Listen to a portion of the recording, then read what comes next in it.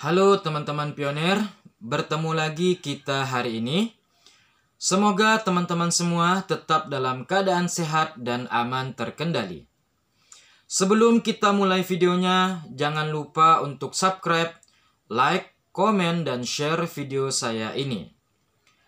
Oke teman-teman, judul kita hari ini yaitu Indonesia akan kaya jika memiliki dan memberdayakan koin Pi Network. Oke teman-teman, kita langsung saja pada informasinya.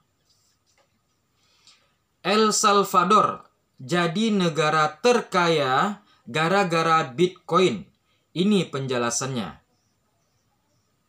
Harga Bitcoin yang melambung tinggi belakangan ini membawa berkah bagi El Salvador, negara kecil yang padat di belahan Amerika Tengah. Pasalnya, El Salvador mengakomodir peredaran Bitcoin yang sangat besar.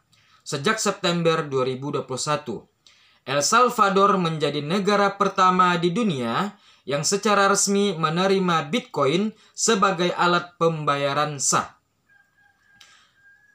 Presiden El Salvador, Nayib Bukele, mengumumkan pemerintah mulai membeli 1 BTC per hari sejak 16 November 2022 lalu. Keputusan kontroversial tersebut sepertinya tidak sia-sia sebab Bitcoin yang dipegang oleh pemerintah El Salvador saat ini lebih dari 2000 BTC yang kalau didolarkan senilai 150 juta US dollar. Meskipun El Salvador menggenggam jumlah Bitcoin dalam jumlah besar, namun Presiden Bukele telah menegaskan bahwa pemerintah tidak memiliki rencana untuk menjual kepemilikan mata uang kripto tersebut. Padahal bisa saja El Salvador berpotensi memperoleh lebih banyak keuntungan jika harga BTC terus meningkat. Para pakar berkomentar, langkah tersebut dapat membawa El Salvador menjadi salah satu negara terkaya di dunia.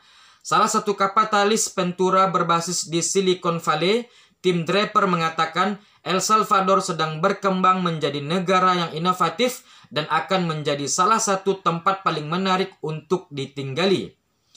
Bahkan menurutnya, jika harga Bitcoin mencapai 100.000 US dollar, El Salvador dapat melunasi pinjamannya kepada Dana Moneter Internasional atau IMF. Hal senada juga diungkapkan oleh pendiri dan CEO Crossfit, Alexander Mamasidikov, yang optimis bahwa El Salvador dapat menjadi negara mandiri secara finansial dan dapat fokus penuh pada masalah internal. Keputusan Presiden Bukele yang menegaskan tidak menjual kepemilikan Bitcoin pemerintah memberi kepercayaan pada sebagian kecil populasi El Salvador yang telah menggunakan Bitcoin sebagai alat pembayaran. Seperti diketahui, El Salvador telah meninggalkan dolar sebagai mata uang cadangan pada tahun 2021 lalu. Mamasidikov meyakini penggunaan BTC akan meningkatkan kekayaan negara tersebut ke depannya. Salah satu alasan keputusan pemerintah El Salvador menahan penjualan mata uang kripto tersebut meskipun menghadapi kesulitan ekonomi karena tidak ingin merusak kepercayaan pada inisiatif Bitcoin di negara tersebut. Sebab meskipun banyak warga El Salvador telah menggunakan Bitcoin, pemahaman dasar tentang konsep tersebut masih terbatas.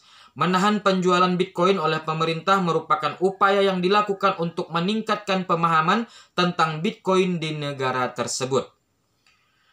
Negara di Amerika Tengah itu, yaitu El Salvador, sudah menggelontorkan jutaan dolar ke Bitcoin dan menjadikannya alat pembayaran yang sah, mendorong masyarakat untuk menggunakannya dalam transaksi sehari-hari.